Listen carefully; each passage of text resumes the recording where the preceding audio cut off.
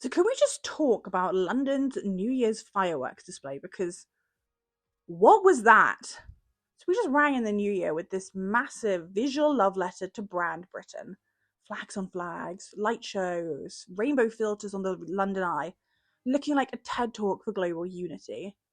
And I thought that the BBC had accidentally cut United Nations screensaver at one stage. I mean, we had the EU flag, the Ukrainian flag, the England flag somewhere, the whole United Nations in disco form.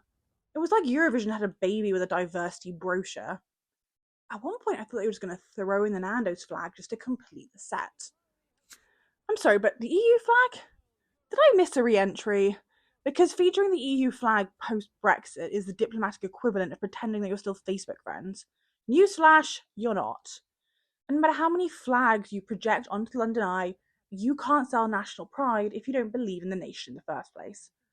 And suddenly, after all those flags, they all fuse together into the Union Jack. And I sat there thinking, wait, wasn't that our villain origin story? I mean, I swear, we've been told for years that the Union Jack absorbing other nations was quite literally the problem. And then after all that, they transitioned straight into the Ode to the British Empire, an absolute banger, Land of Hope and Glory.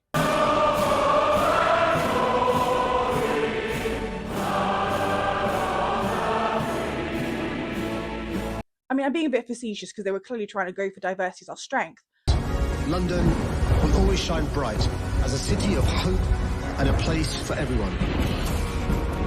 But what we got was a fabulous high-budget rerun of British imperialism, a musical reenactment of British expansionism.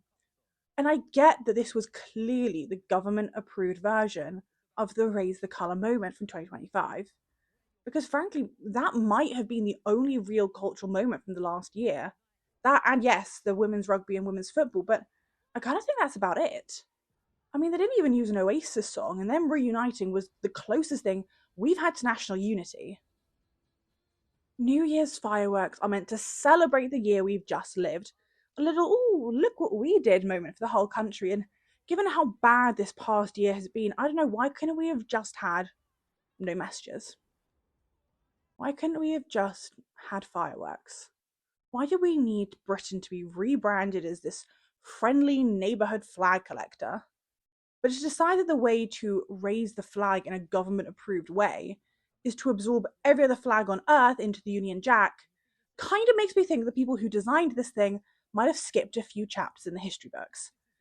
And there was this moment in the show where they asked, so what does England mean to you? And the answer they chose... England means to me, the real England. When it's sunny, it's too hot. When it's cold, the weather's rubbish. England to me is a cup of tea. How many sugars? I'm sweet enough. Which is the definition of a cry for help.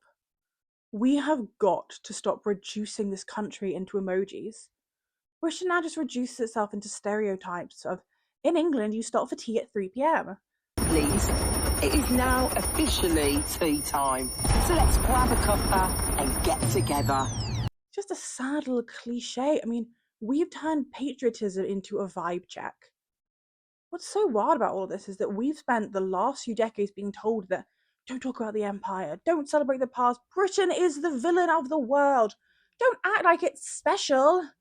And now those exact same voices are trying to sell us a branding campaign that Britain is only good if it absorbs every other nation for global vibes. Also, but wasn't that quite literally what the British Empire was? Exporting Britishness to the world, but I guess this time it's different because instead of exporting, we're just importing everything to remake Britishness and therefore turn it into nothing. The problem with Brand Britain is that it's trying to sell something that we can't even name properly. Once again, the politically correct messages, the advert for Wicked, I mean, what even was that about? Like, Wicked's got nothing to do with the UK. We're marketing the vibe of England without defending the soul of it.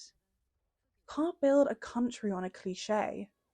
And you can't make people feel proud when their only image of their homeland is a cup of tea made badly. Don't get me wrong, I love fireworks and I love tradition. But this year, can we please stop pretending that Britain's just a little logo that we slap onto buildings during a light show? Because we're not an emoji and we're certainly not a punchline. So if you're tired of Britain being reduced into a quirky slogan or a sad cup of tea, hit the like, subscribe, and let me know in the comments below. What does England actually mean to you? Because it's got to be a whole lot more than an emoji and a tired cliche. So this year, let's raise more than the colours. Let's raise the conversation.